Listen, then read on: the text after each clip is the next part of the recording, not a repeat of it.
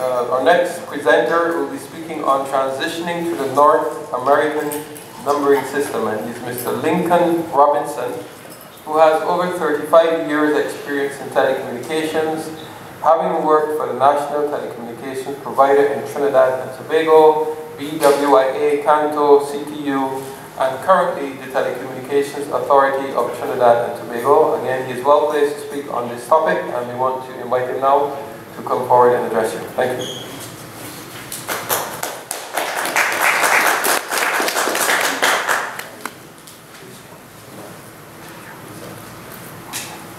Good morning. I want to show you, I'll get you back well in time and on time.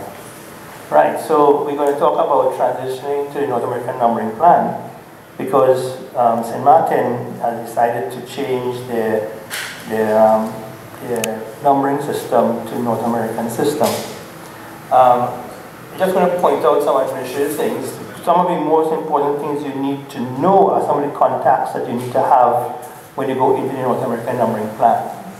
One of the key ones are Telcordia Technologies, which I gave the website there, and they look at the announcing and updating of all CO codes in networks. I am not aware of how many exchanges you have, how many CO codes you use. It's the codes that define your exchanges and where people are located. And they put up what they call the Local Equipment Routing Guide, LERG. And this is where all the North American exchanges and operators, they will check with this routing guide to put your codes in.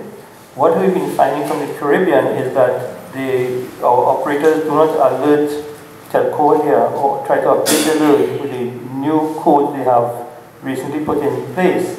And we go to stay in some hotel in Denver or San Francisco, try to dial back home with those codes, and those codes are not in the exchanges in North America for the routing, or sometimes in the PBXs. That's one of the key things we have problems with, and we're getting back home when we don't alert them.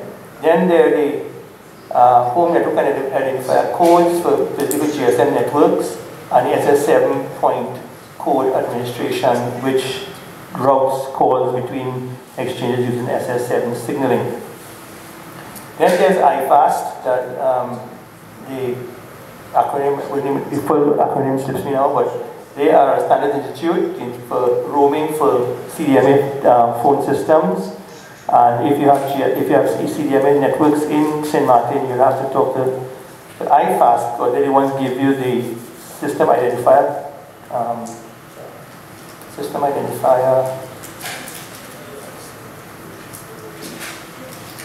Everybody is no. For roaming. So they will give you that number. Then there's a NAMPA, North American Numbering Plan Administrator.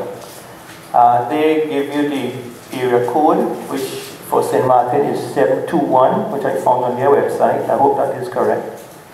And so when you're being dialed now, people dial you at 1721, and the rest of the number, whatever the number is locally in St. Martin. They also give you carrier identification codes for use for indirect access. I'm not sure whether you run that service in St. Martin, where you can be attached to one provider and use another provider to dial overseas calls.